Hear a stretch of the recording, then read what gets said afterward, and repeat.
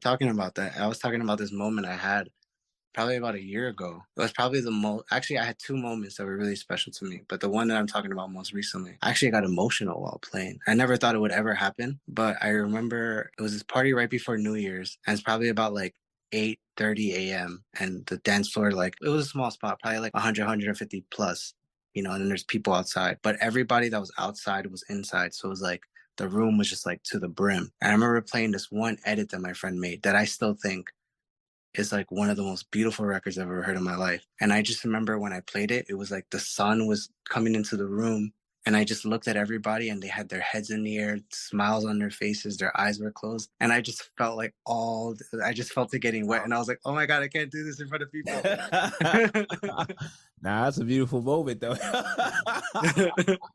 That's fire though, man. That tells me like, you're tapped in. Like you're really connected to music. Like this is not a gimmick. This is not some TikTok shit. This is not like none of that. It's not any of these house gimmicks where you have a costume on and none of that shit.